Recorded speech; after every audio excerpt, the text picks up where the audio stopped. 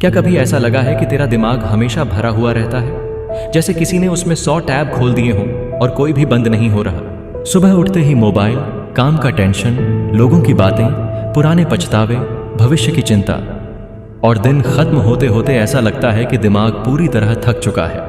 लेकिन असली सवाल ये है, अगर कंप्यूटर हैंग हो जाए तो तू क्या करता है?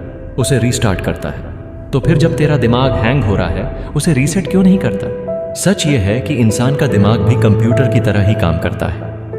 अगर उसमें बहुत ज्यादा डेटा, बहुत ज्यादा शोर और बहुत ज्यादा नेगेटिव सोच भर जाए तो वो स्लो हो जाता है, सोचने की ताकत कम हो जाती है, मोटिवेशन गायब हो जाता है और छोटी छोटी चीजें भी बहुत भारी लगने लगती हैं। और यही वजह है कि बहुत लोग मेहनत तो बहुत करते हैं, लेकिन फिर भी अंदर से हमेशा थके हुए महसूस करते हैं। लेकिन अगर तुझसे कहा जाए कि सिर्फ 7 दिन में तू अपने दिमाग को फिर से फ्रेश कर सकता है, जैसे नया सिस्टम हो, तो क्या तू कोशिश करेगा?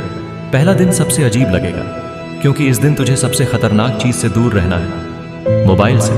हाँ, पूरा दिन नहीं, लेकिन कम से कम 2 से 3 घंटे के लिए। जब तू मोबाइल स्क्रॉल करता है तो तेरा दिमाग लगातार नई नई इंफॉर्मेशन से भरता रहता है। छोटी वीडियो, पोस्ट, नोटिफिकेशन, ये सब मिलकर तेरे दिमाग को ओवरलोड कर देते हैं। पहले दिन बस इतना करना है कि थोड़ी देर के लिए इस शोर को बंद कर दे।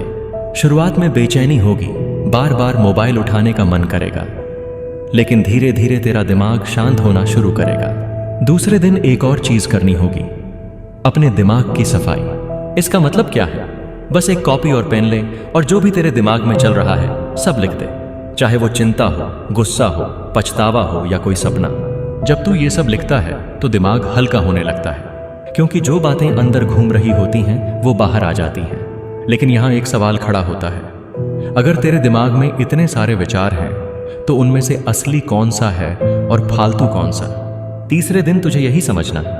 उस कॉपी को देख और सोच, इनमें से कितनी बातें ऐसी हैं जिन पर तेरा कंट्रोल ही नहीं है। लोगों की राय, दूसरों का व्यवहार, भविष्य में क्या होगा, ये सब ऐसी चीजें हैं जो तेरे कंट्रोल में नहीं हैं।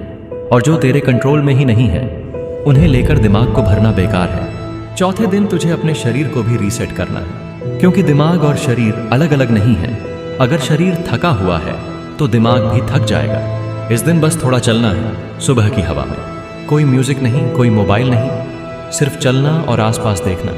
पेड़, हवा, आवाजें, ये छोटी चीजें दिमाग को शांत करती हैं। अब सोच, आखिरी बार तू कब बिना किसी स्क्रीन के सिर्फ अपने आसपास की दुनिया को देख रहा था? 5वें दिन सबसे जरूरी काम करना है, नींद को ठीक करना। बहुत लोग अपने दिमाग को रीसेट करना चाहते हैं, लेकिन रात को 2 बजे तक मोबाइल देखते रहते हैं। नींद वो समय है जब तेरा दिमाग खुद को रिपेयर करता है, पुराने डेटा को साफ करता है, जरूरी चीजों को स्टोर करता है और अगले दिन के लिए एनर्जी बनाता है। अगर नींद खराब है तो दिमाग कभी फ्रेश नहीं होगा। छठे दिन तुझे अपने दिमाग को नई दिशा देनी है। इसका मतलब है कुछ नया सीखना। कोई छोटी चीज भी हो सकती है, जैसे नई स्किल, नई किताब का एक चैप्टर या कोई नई जानकारी। जब दिमाग को नया और पॉजिटिव इनपुट मिलता है तो वो धीरे धीरे पुरानी नेगेटिव सोच को हटाने लगता है। लेकिन यहाँ एक और सवाल पैदा होता है, अगर तू हर दिन वही सोचता रहेगा जो कल सोच रहा था, तो जिंदगी में कुछ नया कैसे आएगा?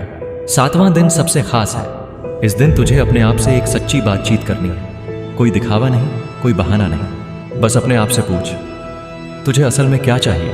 क्या तू वही जिंदगी जी रहा है जो तू चाहता है, या बस हालात के साथ बहता जा रहा है? जब इंसान अपने आप से ईमानदारी से बात करता है तो बहुत सी चीजें साफ हो जाती हैं, दिमाग हल्का हो जाता है।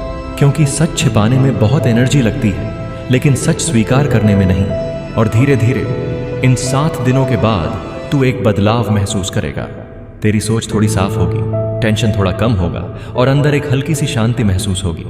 इसका मतलब ये नहीं कि जिंदगी की सारी समस्याएं खत्म हो जाएंगी, लेकिन तेरा दिमाग उन्हें संभालने के लिए मजबूत हो जाएगा। और अब आखिरी सवाल, अगर 7 दिन में तेरा दिमाग सच में रीसेट हो सकता है, तो तू इसे आज से शुरू क्यों नहीं करता?